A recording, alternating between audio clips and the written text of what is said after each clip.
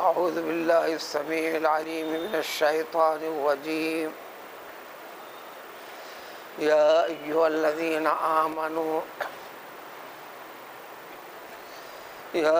الذين آمنوا لا تتخذوا اليهود والنصارى أولياء بعضهم أولياء بعض ومن يتولهم منكم فإنه منهم إن الله لا يهدي القوم الظالمين۔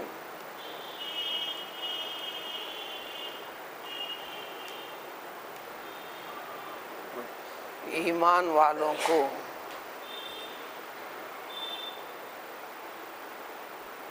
غیر ایمان والے اقوام کے ساتھ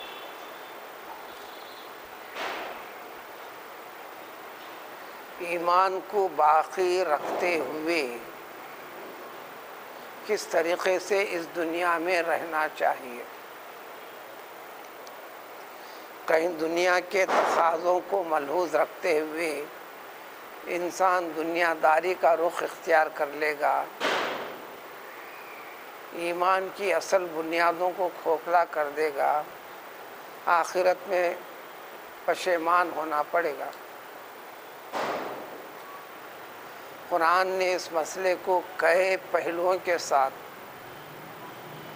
کئی سوروں میں اس کی وضاحت آتے جائے گی، گزری بھی ہے،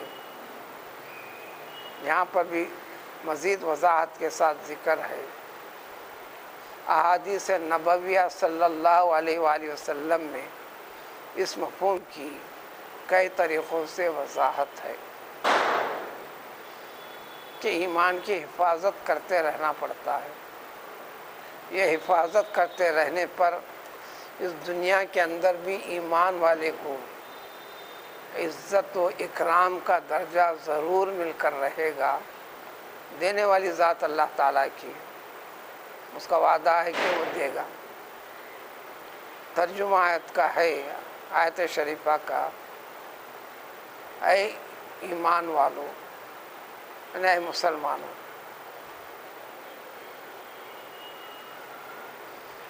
قیامت تک اسلام سے جوڑ اور رابطہ رکھنے کا دعویٰ جس کو بھی ہے کہ میں مسلمان ہوں، تو اس کی ذمہ داریاں بھی ہیں۔ لہذا اس خطاب سے ہر مسلمان مراد ہے، چاہے زندگی کے درجے میں کسی بھی درجے میں ہو، دنیاوی مقامات میں کسی بھی مقام اور رتبے میں ہو، دنیا کے مشغلوں میں کسی بھی مشغلے کے ساتھ لگا ہوا ہو،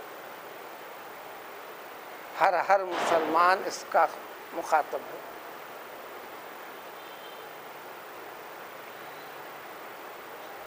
مدینہ طیبہ میں احکام نازل ہوئے، سورہ مائدہ جس کی وضاحت گزر چکی، پورے دینی معاملات کے اوپر اختتامی مرحلے کا اعلان، جس کو حرف آخر کہتے ہیں، یعنی فائنل بات، فیصلہ خداوندی اپنی مخلوق کے ساتھ، اس لیے کہ اس سورے کے بعد کوئی سورہ نازل نہیں ہوا۔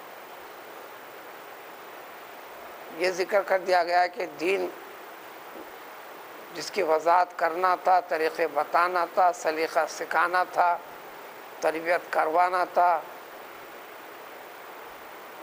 کلام پاک کے ذریعے سے، پیغمبر علیہ السلام کے ذریعے سے، اور یہ تربیت اللہ تعالیٰ نے پیغمبر علیہ السلام کے ذریعے سے کروا دی۔ صحابہ کرام علیہ السلام کی زندگیاں بھی سامنے تھیں، قرآن نے ان کے بارے میں بھی صداقت پیش کر دیا کہ رضی اللہ عنہم و رضوا عنہ کے کلمات کے ذریعے سے ایک سے زائد مقام کے اوپر جب بات تکمیل کو پا گئی، وہ کمال والے دین کی حفاظت کے طریقے ذکر کر دیے گئے۔ دوسری بات، اس دنیا کے اندر انسان صرف اور صرف مذہبی اعتبار سے غیر مذہب والے سے جوڑ رکھے بغیر، تعلق رکھے بغیر، ملے ملائے بغیر، لین دین کیے بغیر، آوک جاوک کے بغیر زندگی گزار نہیں سکتا۔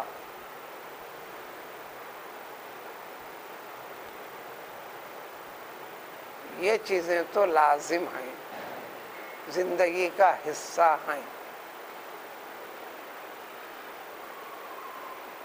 اسی لیے تدبیروں میں سب سے بری اور بڑی تدبیر مکے کی زندگی میں، جبکہ اسلام ابھی ابتدائی مرحلے میں ہی تھا، بہت زیادہ افراد مسلمانوں کے نہیں تھے، تو ایک حربہ جو اختیار کیا تھا سارے عرب قبیلوں نے مل کر کہ مسلمانوں سے سماجی بائیکاٹ کر دیا جائے۔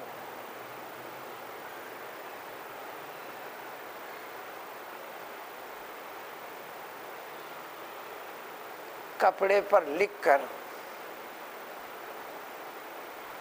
تمام امراء اور حکماء عرب کے جتنی تعداد تھی سب کے دستخطوں کے ساتھ اتفاق رائے سے، یوں سمجھیں ساری کے ساری دنیا اور اس کے اقوام نے یہ طے کر دیا تھا ہر پہلو سے سماجی مقاطعہ کر دیا جائے، کوئی کاروبار معاملات میں کوئی چیز ان کو نہ بیچے، نہ فراہم کرے، ان سے کوئی چیز کوئی نہ خریدے، شادی بیاہ کے سلسلے میں بھی رکاوٹ، قطعی فیصلے کے ساتھ، قطعی فیصلے کے ساتھ۔ مسلمان اور غیر مسلمان سے شادی کا مسئلہ، احکام تو ابھی مکے کی زندگی میں آئے نہیں تھے۔ دین اسلام آنے کے بعد مکے کے 13 سالہ زندگی میں شادی کے اندر یہ فرق تھا بھی نہیں۔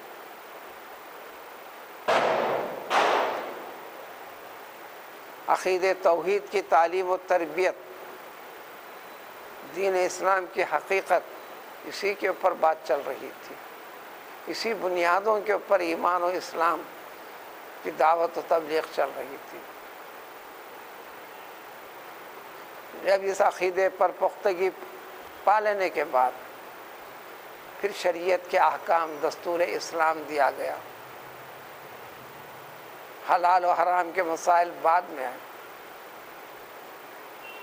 روزے کے زکوٰۃ و صدقات کے احکام بعد میں آئے، جہاد کا حکم بعد میں ہوا،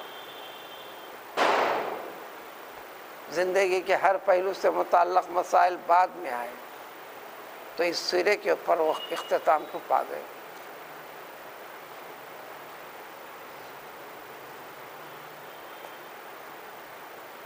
تو مدینے کی بستی سے بھی نکل کر حضرت ابو طالب کا جو ایک مقام تھا، شعبہ ابی طالب کے نام سے سیرت کی کتابوں میں پڑھنے پر یا سنانے والے سے سننے پر ملے گا، پورے 3 سال تک وہاں پر رہے۔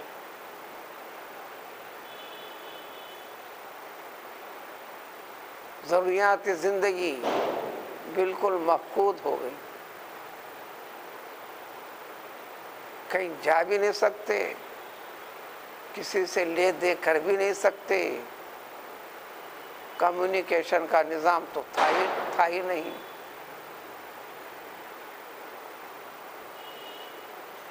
درختوں کی چھال چبائے، پتے کھائے،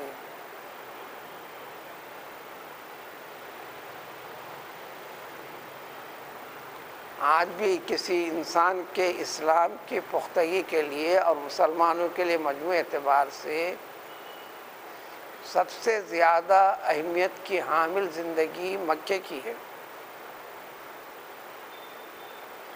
جو قیامت تک کے لیے ایک سبق دینا ہے، سکھانا ہے۔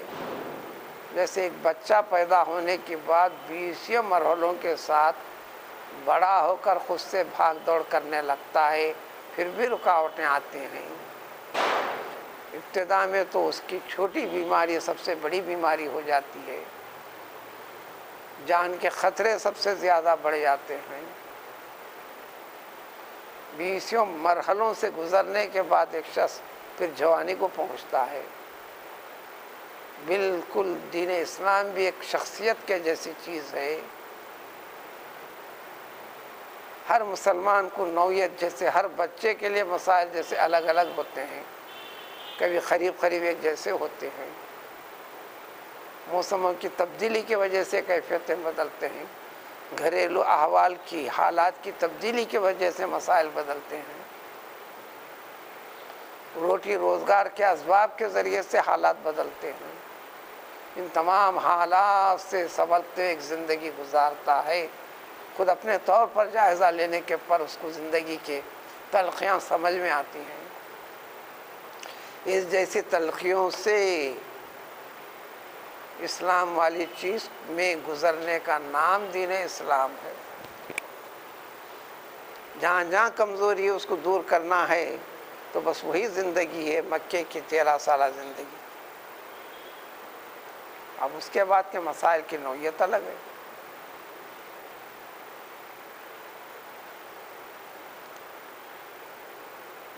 اور انہی مسائل کے بارے میں اللہ نے یہ بھی فرما دیا، خالی اسلام را لے تو کافی ہوتا ہے سمجھنا سب سے بڑی غلطی۔ حالانکہ اسلام ہے دوزخ سے دور کرنے کے لیے، اللہ سے قریب کرنے کے لیے۔ سورہ معارج کے اندر کھلے الفاظ میں اللہ نے فرمایا اَيَطْمَعُ كُلُّ امْرِئٍ مِّنْهُمْ أَن يُدْخَلَ جَنَّةَ نَعِيمٍ کلا کلا کلا۔ کیا یہ تمنا اور حرص رکھتا ہے ہر آدمی کہ نعمتوں والی جنت میں اس کو داخل کر دیا جائے گا، یعنی جنت مل جائے گی؟ کلا، ہرگز نہیں۔ انگریزی میں تو نیور نیور نیور، ایسا نہیں ہو سکتا۔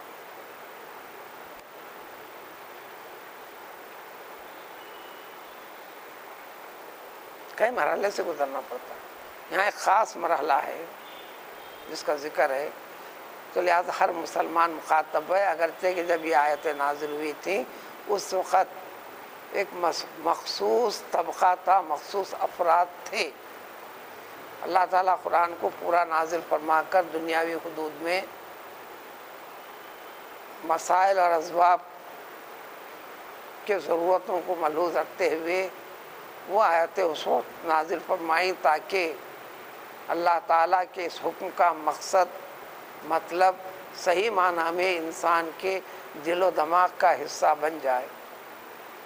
اس لیے سورہ فرقان میں فرمایا کذالک لنثبت بہ فؤادک، تمہارے دلوں میں مضبوطی کے ساتھ منشاء خداوندی بٹھا دیا جائے۔ اس لیے قرآن کو 23 سالہ مدت میں دھیرے دھیرے ہم نے بڑی حکمت کے ساتھ نازل کیا ہے، اور اس لیے کہ اب اس کے بعد وحی کا سلسلہ ہمیشہ کے لیے بند کر رہے ہیں۔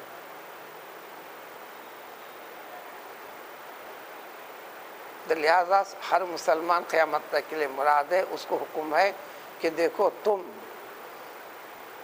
یہود و نصارہ کو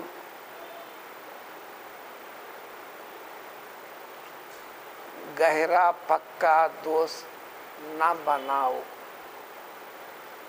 بات یہیں تک نہیں، یہود و نصارہ سے، یعنی اسلام سے ہٹ کر جتنے مذہب والے جو لوگ ہیں، اسلام کی نظر میں وہ مذاہب باطل ہیں، یہ مذہب حق ہے۔ انسانوں کا دعویٰ یہ بات اور ہے، ہر شخص اپنے مذہب کو حق حق کہہ کر آگے بڑھ رہا ہے۔ ان الدین عند اللہ الاسلام، دین نام کی جو چیز یعنی مذہب نام کی جو چیز ہے وہ مذہب اسلام اللہ تعالیٰ کے پاس ہے۔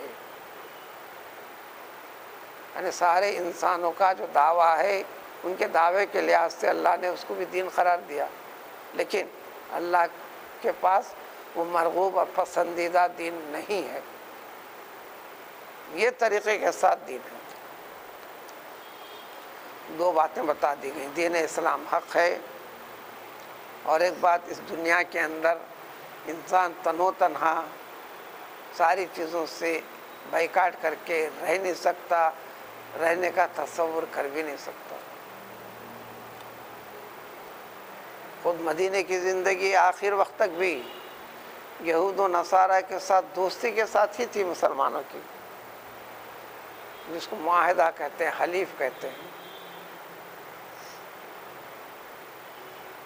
جب معاہدہ توڑا انہوں نے، عہد شکنی کی، مسائل پیدا انہوں نے کر لیے، تو یہودیوں سے جنگ ہوئی، نصرانیوں سے جنگ ہوئی۔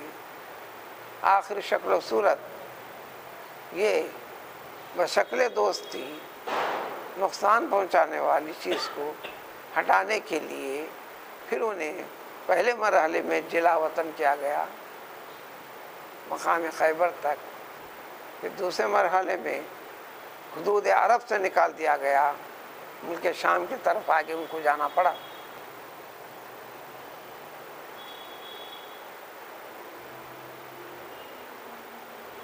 تو تعلقات تھے۔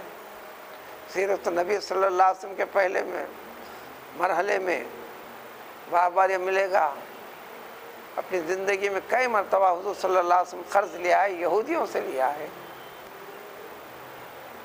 قرض ادا کیا ہے۔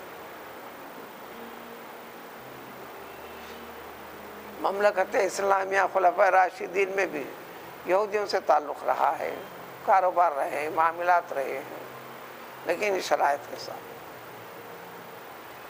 بس ایک پہلو سمجھانے کا اس میں ان آیاتوں میں، تو صرف یہود و نصارائی مراد نہیں ہے، اس قسم کے جتنے بھی اقوام ہیں، آپ مجوسی لے لو، مشرک لے لو، جو بھی ہو سکتے ہیں، اور انسان تو رہنا ہے، کاروبار کرنا ہے، معاملات کرنا ہے، تو ایک خاص قسم کے تعلق سے منع کرنا ہے، دنیاوی عام تعلق سے منع کرنا نہیں ہے۔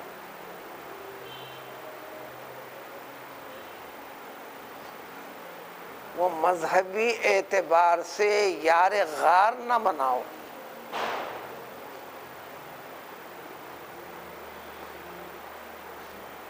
مذہبی نقطہ نظر سے گہری اور پکی دوستی ہرگز ہرگز نہ رکھو۔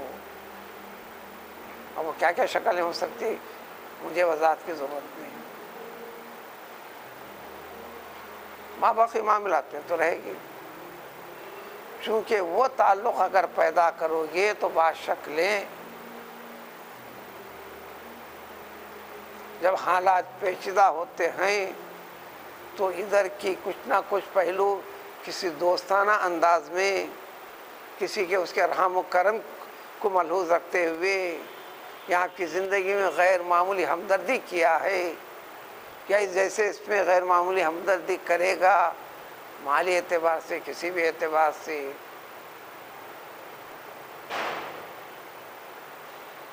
سلسلی طور پر، ویسا انتخابی میدان میں تو عام طور پر چلتا ہے،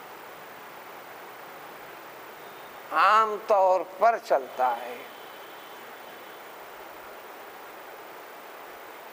اور جس کے نتائج سامنے بھی ہیں۔ ہمارا دعویٰ بھی ہے، عدد کے لحاظ سے اقلیتوں میں اتنی بڑی تعداد کسی کی بھی نہیں، اتنے بڑے درخت کو پھل بھی لگتے ہیں لیکن ان کو پھل نہیں ملتا ہے۔ پھل نہ ملنے کے لیے وجوہات اسباب اس قسم کے ہوتے ہیں، اس قسم کے ہوتے ہیں۔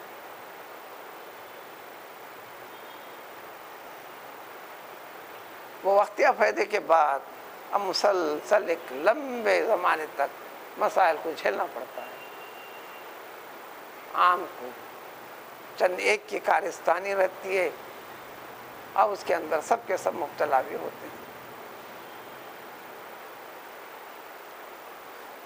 دنیا میں اعتبار سے مقام، مرتبے، عزت، شان، شوکت دنیا کے حد تک رہتی ہے، تو تم اس اعتبار سے یہود و نصارہ کو ہرگز گہرے دوست نہ بناؤ، اس سے کہ یہودیوں میں خود اور نصارہ میں خود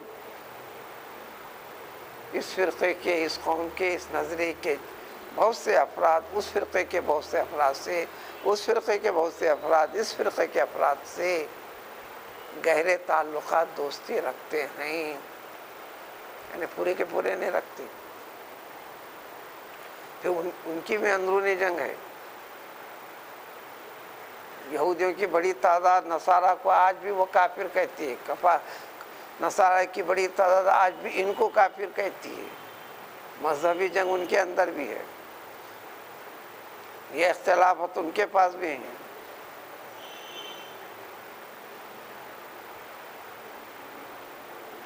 یہ گہرے نفرت والے تعلق کے باوجود بھی یہ ان کے دوست ہیں، وہ ان کے دوست ہیں۔ وہ دونوں کی دوستی مسلمان کی دوستی کے لیے مذہبی اعتبار سے نقصان دہ ہو سکتی ہے، اور یہ بات بتانے والی ذات اللہ تعالیٰ کے رب العالمین کی، جو اپنے مخلوق کو پیدا کیا ہے، کیفیت کو خوب اور بہتر جانتے ہیں۔ تو یہاں بھی جس چیز سے منع کیا گیا ہے وہ عام کاروبار میں، لین دین میں، معاملات میں، ان ساری کی ساری چیزوں میں بالکل منع نہیں، بالکل جائز، بالکل درست۔ اس کی وضاحت اور کھلے الفاظ میں آئے گی، اسی کی تفصیل پارے 28 میں سورہ ممتحنہ کے اندر۔ صحابہ نے بھی سمجھ میں کچھ کوتاہی کی تھی، یہاں تک بات آگے بڑھی تھی۔ حضرت اسماء بنت ابی بکر جو عبداللہ بن زبیر رضی اللہ تعالیٰ عنہ کی ماں ہیں،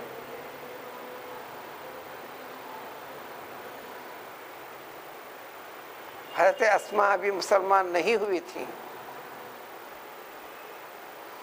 مکے سے مدینہ آئیں، اپنی بہن سے ملاقات کرنا چاہی حضرت عائشہ صدیقہ رضی اللہ تعالیٰ عنہا سے۔ مکان پہنچ کر دروازہ کھٹکھٹایا، معلوم ہوا کہ حضرت اسماء بہن تشریف لائی ہیں۔ حضرت عائشہ نے فرمایا غیر مسلم کا داخلہ ہمارے گھر میں منع ہے، آپ کے لیے ہم دروازہ نہیں کھولتے۔ نہیں کھولا۔ پیغمبر صلی اللہ علیہ وسلم مکان میں نہیں تھے اس وقت۔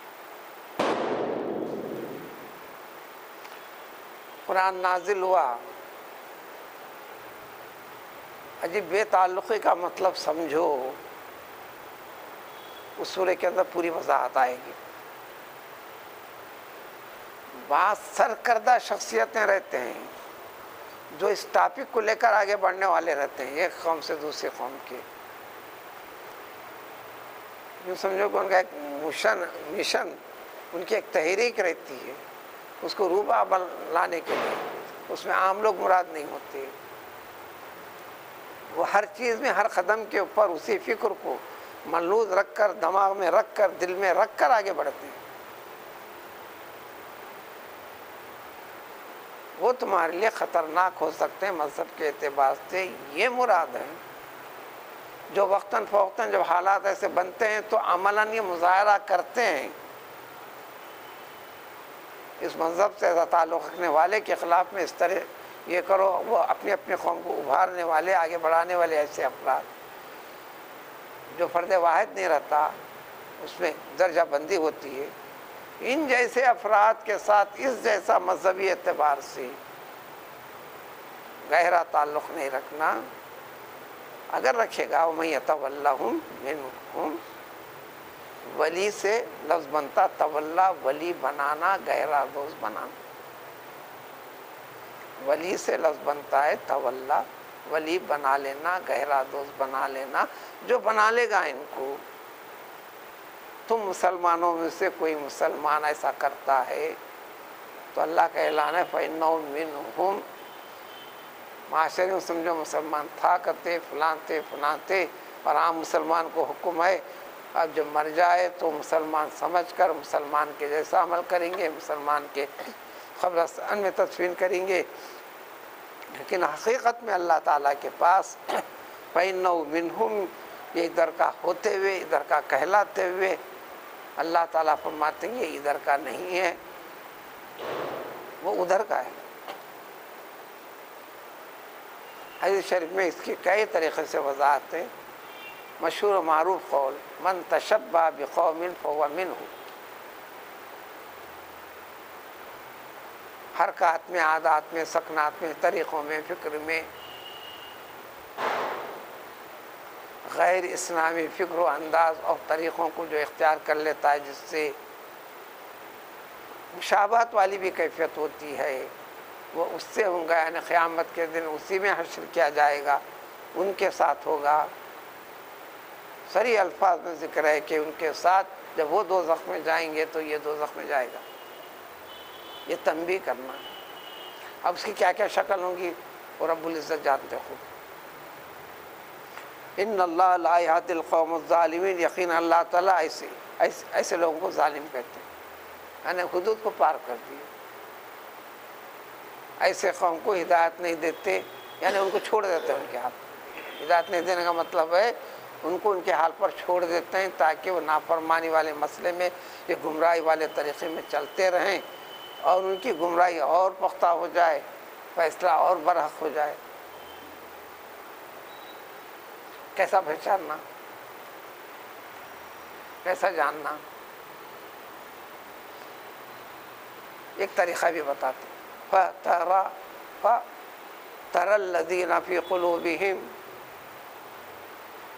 یہ دو کلمے ملا کے لکھ دیے گئے ہیں، میں اسی لیے پڑھنے میں الگ الگ پڑھتا ہوں۔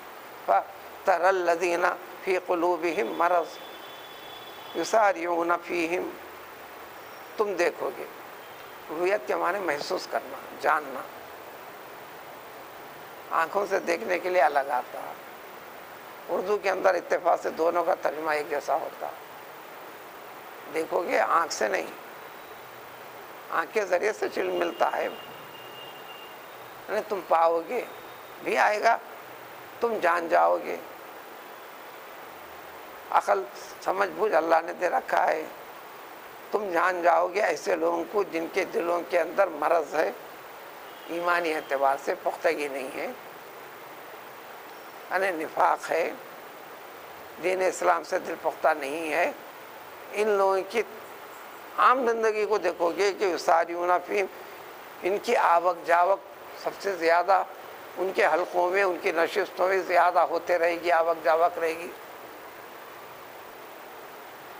اور جب جب معاملات یہ ہوتے ہیں اس وقت تو ان کی ملاقاتیں اور بڑھتے جائیں گی، اور یہ بھی سمجھیں گے ہاں ایسے اس میں ہماری بڑی اہمیت ہے، ان کے پاس بھی یا کسی نہ کسی اعتبار سے اہمیت ہے، ان کی آوک جاوک رہے گی۔ دوسرا ایک پہلو، یہ یسارعون کا کلمہ قرآن میں کئی جگہ ہے، عربی میں ایک استعمال کا ایک طریقہ ہے، سارعو الی مغفرۃ، الی کے ذریعے سے ٹو ورڈز کے معنی میں کے ساتھ استعمال ہوتا ہے، پریپوزیشن کہتے ہیں۔ اس سے ہٹ کر جب ہوتا ہے، یہاں اس کے ساتھ نہیں ہوا، فی کے ساتھ ہوا، یعنی اس میں گہرائی کے ساتھ، ان کی سب سے زیادہ دلچسپی کے ساتھ، یہ ان کی مسارات یعنی سرعت کے ساتھ، تیزی کے ساتھ اب ان کا خیال چلنے لگے گا، ان کے پاؤں چلنے لگیں گے، ان کا جسم چلنے لگے گا، یہ ساری چیزیں اگر ان سے پکڑ کر کوئی پوچھنے کی طاقت رکھنے والا، جرأت رکھنے والا ان سے اگر پوچھے تو ان کے پاس جوابات بھی ہیں جو آپ کو لاجواب کرنے والے، آپ کے منہ کو بند کرنے والے ہیں۔ وہ کیا کہتے ہیں؟ یہ کرنا مجھے ضروری ہے، تمہارے کہنے پر ایسا کرتے تو ہو جاتا۔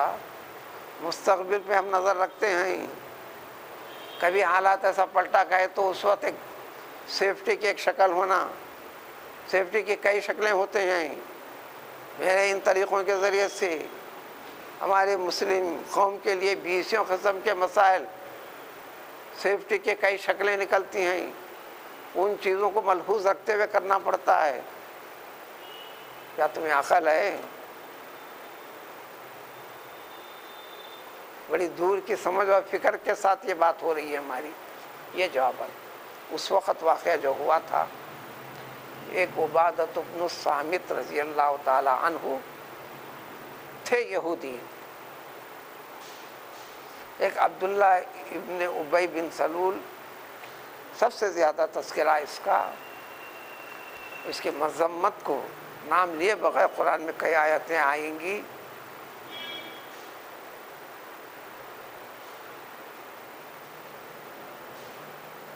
منافقوں کا سردار عظیم کہلاتا ہے. یہودی تھا یعنی مسلمان ہوئے تھے. حضرت عبادۃ بن صامت، یعنی اس چھوٹے سے چیز سے اس دونوں آیتوں کا مفہوم اور ذرا آسانی کے ساتھ دماغ میں بیٹھتا ہے. اور ان آیتوں کے ایتی تفاسیر میں ان دونوں کا خاص طور پر ذکر ملے گا، چونکہ اسباب کو رکھ کر ہی اللہ تعالیٰ آیت نازل فرما کر پھر قیامت تک کے لیے اس واقعے کو جوڑ کر رکھے. حضرت عبادۃ بن صامت رضی اللہ تعالیٰ عنہ نے فرمایا، اے محمد صلی اللہ علیہ وسلم، میرے ان گنت دوست، یعنی انکاؤنٹیبل، میں گنتی بھی نہیں کر سکتا، یہودیوں میں بھی ہے، نصرانیوں میں بھی ہے. میرا دوستانہ اور تعلقات کا حلقہ بہت وسیع ہے صلی اللہ علیہ وسلم. اس کے باوجود بھی میں ایک دم ان سارے کے سارے دوستانہ رشتے کو توڑ کر اللہ اور اللہ کے رسول صلی اللہ علیہ وسلم کی طرف پوری طرح پلٹ جاتا ہوں.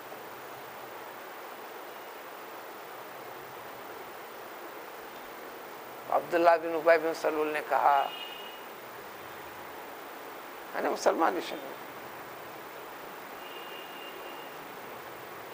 اسلامیت پہ رہنے اور مرنے کا انکار قرآن نے کہہ دیا. ان کے بارے میں وضاحت ہے، یعنی منافقوں کے سردار. انہوں نے صاف کہا، میں میرے تعلقات بہت ہیں یہودیوں سے، نصرانیوں سے. حقیقت میں تھے یہودی، تعلقات بہت ہیں. میرا جانے اور مانے جانے والے دوست و احباب بہت ہیں. میں کسی سے قطع تعلق کر ہی نہیں سکتا. آنے والے حالات کو، سیاسی پس منظر کو مجھے سامنے رکھنا پڑتا ہے. اسی کو وضاحت بھی کرتے اللہ تعالیٰ نے، کیا کہتے، ان تصیبنا دائرہ، گردش زمانہ، حالات کے اونچ نیچ ہونے کی وجہ سے، اقتدار کی باغ دوڑیں آگے پیچھے ہونے کی وجہ سے، طاقت و قوت کا غلبہ نیچے اوپر ہونے کی وجہ سے، ایسے حالات کے اندر کبھی شکلیں نکلتی ہیں، کبھی قحط آ جائے تو پھر وہ قوم مدد نہیں کریں گی، کبھی ایسے حالات ہو جائے تو یہ ہو جائیں گے.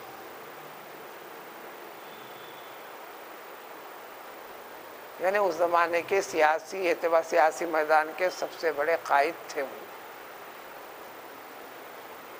یہاں تک بڑی قیادت تھی ان کی، پورے مدینے کے بادشاہ بننے کے لیے تاج بھی تیار ہوا، جشن کے ذریعے سے تیاری بھی ہو رہی تھی.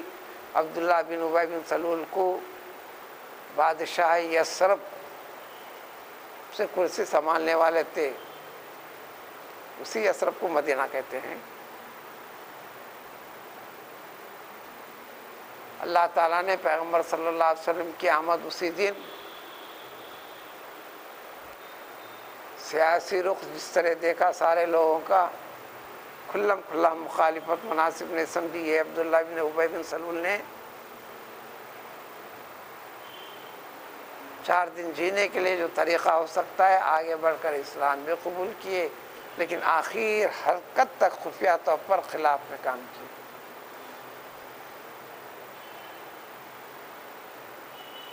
ان کے ماننے والے، ان کے گرویدار بہت بڑی تعداد تھی. ہر جنگ کے اندر جو شرارت ہوئی ہے اس میں خاص طور پر ان کے تذکرے کے ساتھ بات آگے بڑھے گی. ہم کو آگے کا پیچھے کا لحاظ رکھنا پڑتا ہے. دائرہ اس کو ہوتے ہیں زمانے کے حالات، تبدیلی، گردشیں، اونچ اور نیچ. کہتے ہیں کہ نقشہ تصیبنا دائرہ، کہیں گردش زمانہ، زمانے کے ایسے حالات کہیں ہم کو پہنچ جائیں گے مصیبت کی شکل میں، اس کا ہم کو بڑا ڈر ہے۔ اس کو ملحوظ رکھتے ہوئے مجھے تعلقات کو باقی رکھنا پڑتا ہے۔ حضور اکرم صلی اللہ علیہ وسلم کے ساتھ فرمایا کہ میں تو مسلمان ہوں لیکن مجھے ایسا کرنا پڑتا ہے۔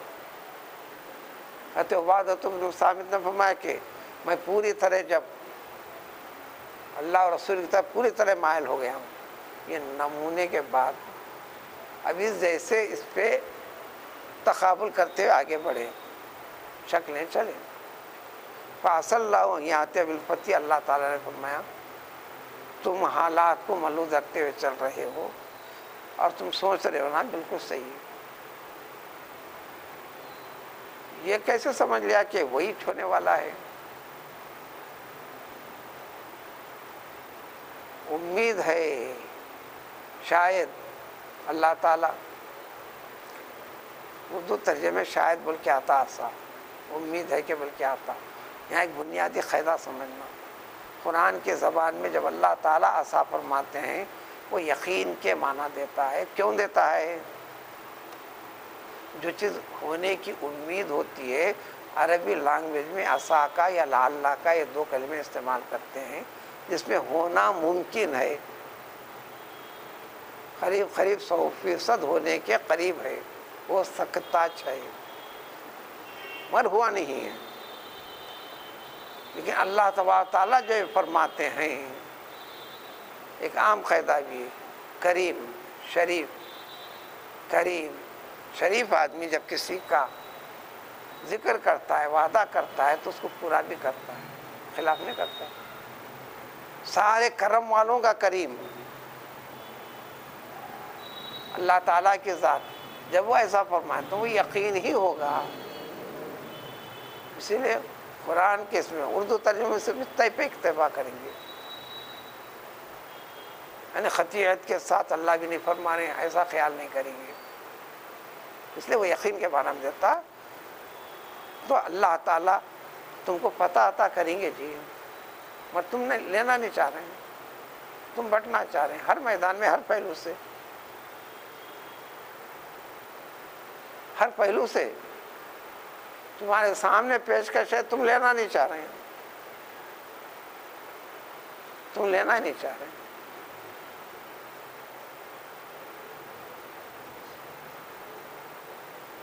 اور امر من عندی، یا اللہ تعالیٰ اپنی طرف سے کوئی ایک اور صورت نکالیں گے،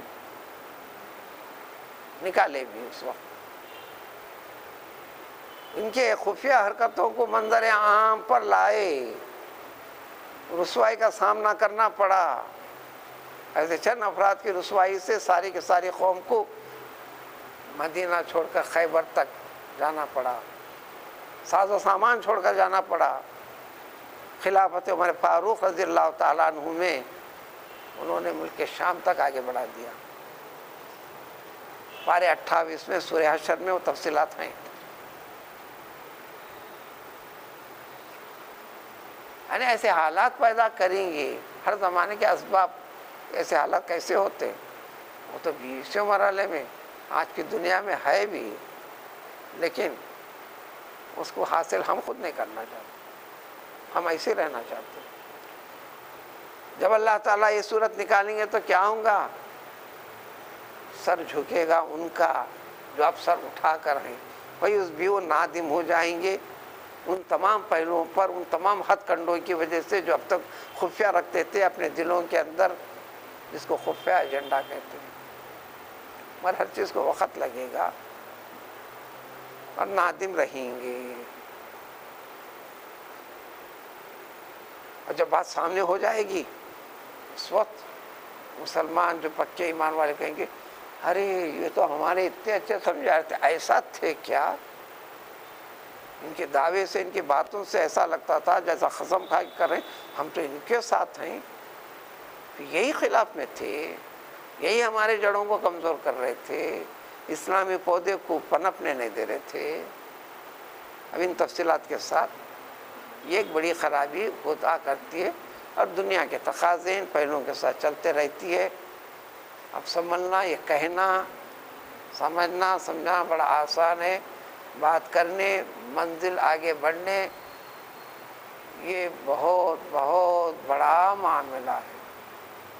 لیکن اللہ تعالیٰ تو وضاحت کر دیے، اس جگہ وضاحت کر رہے ہیں جب تمہیں طاقت دے دیا نا، مدینہ اس کے اطراف و اکناف میں تمہاری مملکت قائم ہو گئی نا، تمہاری مملکت اسلامیہ کے اوپر اطراف و اکناف کی اس وقت کی سپر پاور طاقت بھی تک آگے اقدام کر رہی ہے، ایسے وقت میں تم اپنے گہری جڑوں کو ختم کرنے کے لیے ایسی تدبیریں سوچتے ہو، ان کے لیے خاص طور پر تعلیمات ہیں کہ اس کی فکر کرو۔ ماں بخی شکل جا نہیں ہے، وہاں کے طریقے الگ ہیں، اس کا نقشہ کھینچنا، اس کے طریق حل نکالنا اتنی آسان بات بھی نہیں ہے، لیکن اس کی طرف آگے بڑھنے کے لیے ایک دماغ، ایک طریقہ اللہ تعالیٰ خود بتاتے ہیں۔ اب انہی کے پہلو سے اور آگے اس سے پہلے اگر اس پہ نہیں سدھرو گے تو یقیناً اب تک کہلاتے چل رہے تھے تو مسلمان، تم بھی اب اس زمین پہ رہنے کے لائق نہیں ہو رہے، نالائق ہو، ہم ختم کر دیں گے، یعنی ختم کیسا کریں گے؟ ظالم طبقے کو مسلط کریں گے، آج اس میں وضاحت ہے، تمہارا خاتمہ کریں گے، یا اسلام سے ہٹائیں گے، اسلامی تہذیب سے دور کریں گے، فلاں کریں گے، فلاں کریں گے، لیکن اس کے بعد ہم زمانے میں ایسی قوم کو پیدا کریں گے جو اس جوش اور جذبے کے ساتھ حقانی کے ساتھ رہیں گے۔ وہ کب ہوں گا، کیسے ہوں گا، کس طرح رہیں گا، وہ اللہ تعالیٰ کے طریقے ہیں۔ سبحان اللہ بحمدہ، سبحان اللہ العظیم۔